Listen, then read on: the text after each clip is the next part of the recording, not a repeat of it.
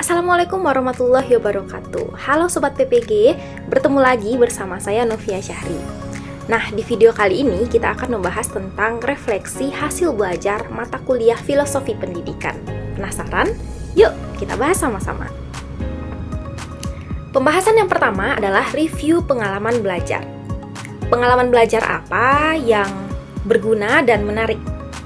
Nah, salah satu pengalaman belajar yang paling berguna dan menarik adalah ketika membahas topik 2 tentang dasar-dasar pendidikan menurut Ki Hajar Dewantara.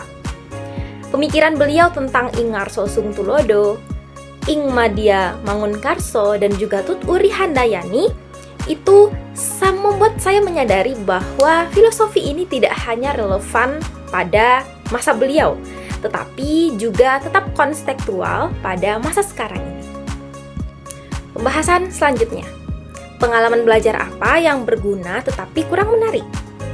Nah, pada topik 1 mengenai perjalanan pendidikan nasional memberikan banyak sekali informasi penting, terutama mengenai perubahan kurikulum dari masa ke masa. Namun, cara penyampaian materi yang dominan berupa ceramah dan juga data historis membuat materi belajar ini terasa sedikit monoton. Meskipun begitu, informasi ini tetap sangat berguna untuk memahami mengapa sistem pendidikan kita bisa seperti sekarang dan apa tantangan yang sedang dihadapi. Pengalaman belajar apa yang menarik tetapi kurang berguna? Nah, secara keseluruhan, semua materi yang disampaikan dalam mata kuliah ini sangat bermanfaat untuk memperkuat landasan saya sebagai seorang calon guru. Meskipun beberapa topik memerlukan usaha lebih untuk dipahami karena sifatnya yang filosofis dan juga abstrak, saya tetap merasa bahwa semuanya penting sebagai bekal dalam memahami pendidikan secara mendalam dan juga menyeluruh.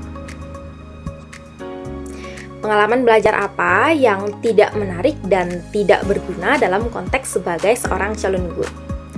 Nah, tidak ada pengalaman belajar yang saya anggap tidak menarik dan juga tidak berguna, karena semuanya memperkaya pemahaman saya sebagai seorang calon guru yang tidak hanya berperan dalam mengajar, tetapi juga mendidik dengan kesadaran filosofis dan juga nilai-nilai luhur.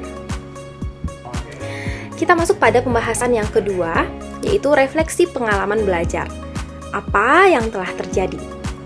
Nah, saya telah melalui proses pembelajaran yang memadukan teori filsafat dengan konteks pendidikan Indonesia.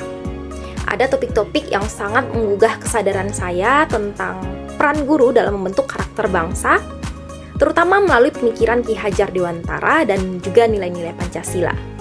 Namun ada juga bagian-bagian yang terlalu teoritis dan kurang dikaitkan dengan praktik nyata. Mengapa hal tersebut dapat terjadi?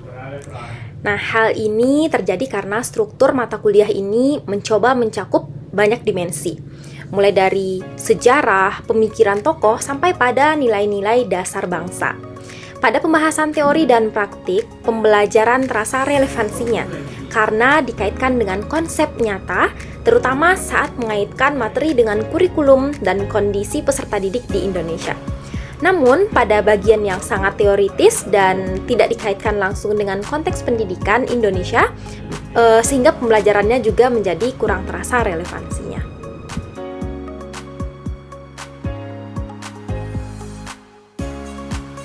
Pembahasan selanjutnya, analisis artefak pembelajaran. Artefak-artefak pembelajaran mana yang dapat saya jadikan bukti dukung hasil refleksi pengalaman belajar? Nah, salah satu yang bisa saya jadikan artefak bukti hasil pengalaman belajar adalah tugas podcast mengenai dasar-dasar pemikiran Ki Hajar Dewantara, serta pada bagian aksi nyata berupa ringkasan berupa sosok guru masa depan. Menurut saya, mengapa artefak ini yang saya pilih? Nah, artefak-artefak ini secara langsung menunjukkan pemahaman saya terhadap dasar-dasar pemikiran Ki Hajar Dewantara dan juga sosok guru masa depan bagi saya.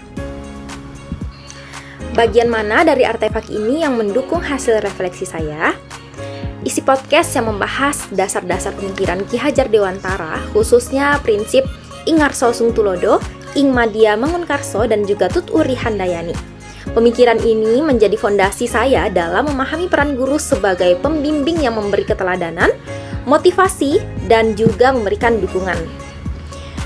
Ini memperkuat refleksi saya tentang pentingnya guru yang mampu menyesuaikan diri dengan kebutuhan zaman, tetapi tetap berakar pada nilai-nilai luhur pendidikan nasional.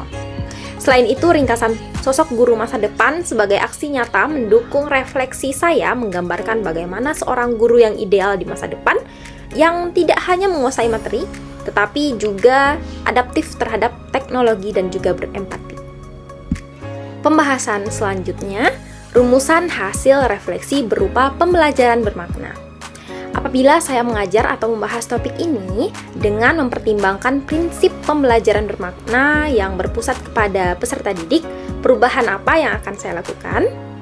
Jika saya mengajar topik-topik seperti ini, saya akan mengaitkannya dengan pengalaman hidup peserta didik dan juga realitas sosial mereka.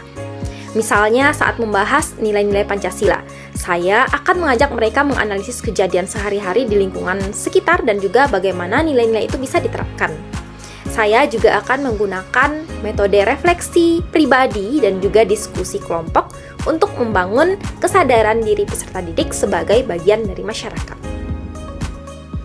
Sampai di sini dulu pembahasan kita untuk kali ini tentang refleksi hasil belajar mata kuliah Filosofi Pendidikan.